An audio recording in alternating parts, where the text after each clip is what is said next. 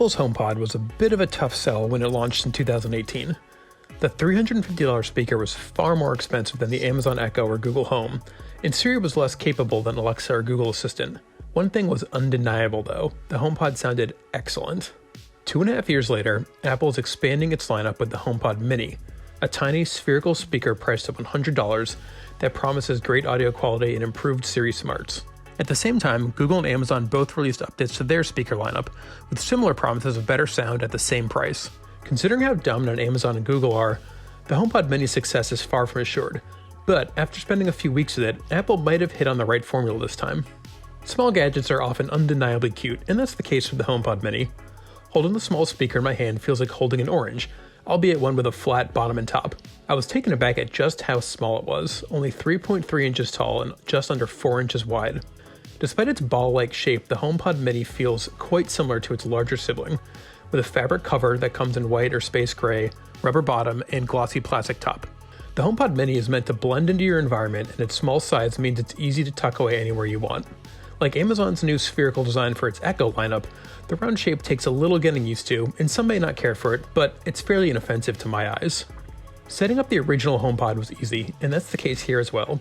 Just plug in the speaker and bring your iPhone or iPad near. It'll automatically detect the device and guide you through setup. Once that's done, you can start asking the HomePod Mini to play music from your Apple Music account. Before getting into Siri's broader capabilities as a voice assistant, I'll say that it works well for music control. Despite the HomePod Mini's small size, it does include 4 microphones, which meant it reliably responded to Hey Siri requests, even if the music was pretty loud or I was across the room.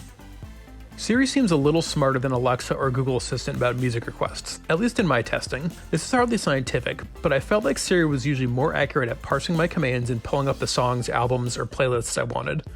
I ran into the occasional hiccup, but I generally didn't have problems with Siri as a music assistant.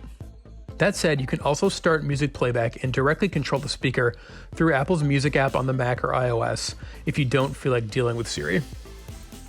Apple claims the HomePod Mini will offer, quote, amazing sound, but the diminutive speaker has a few challenges to overcome compared to its competitors. For starters, it's a much smaller speaker than Amazon's new Echo or Google's Nest Audio. The simple matter of physics when it comes to sound reproduction doesn't work in Apple's favor here. The HomePod Mini speaker also has fewer components. It includes a single full-range driver coupled with 2 passive radiators to increase bass presence. There's also an acoustic waveguide at the bottom of the speaker that pushes audio out in 360 degrees. The Echo and Nest Audio, on the other hand, each have dedicated woofers and tweeters. Apple's response to this is computational audio. The company says the S5 chip in the speaker applies tuning algorithms 180 times per second that analyze and understand the music being played and adjust the output accordingly. Most people won't care about how the HomePod Mini optimizes its sound though, they only care if it sounds good. Fortunately for Apple, the HomePod Mini does indeed sound much better than you'd expect from such a small speaker. It produces balanced audio that is vocal forward, but not at the expense of instrumentation. Mids and highs are generally clear, and the passive radiators are effective at delivering good bass considering the HomePod Mini's small size. Despite being a small mono speaker, the HomePod Mini offered surprising clarity in densely layered guitar-heavy songs from bands like Smashing Pumpkins and Metallica. It sounds better with the volume up over 50%, but even at quieter volumes, it does a good job reproducing complex arrangements, like the last 2 minutes of the Nine Inch Nails classic Closer.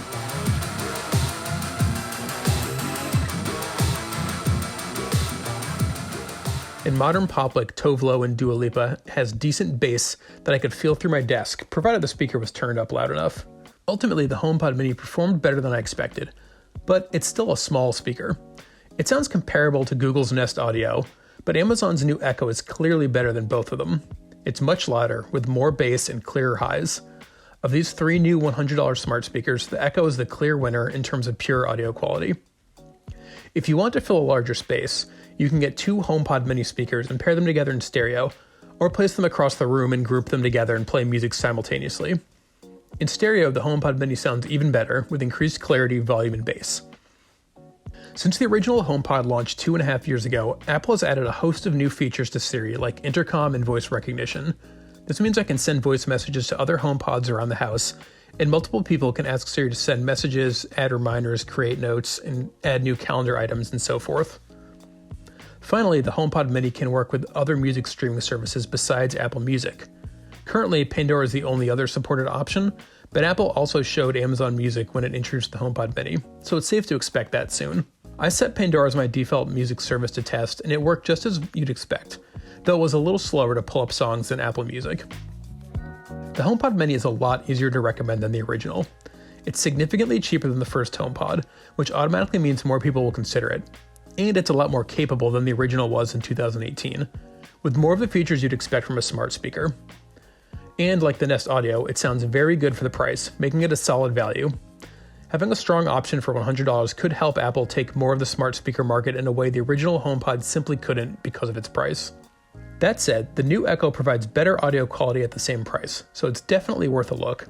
But even if the HomePod Mini isn't the best $100 speaker, it still offers a lot, especially if you're already invested in Apple's ecosystem. For more on the latest Apple devices that have been released this fall and other news on the new smart speakers, please stay tuned to Engadget. Thanks for watching.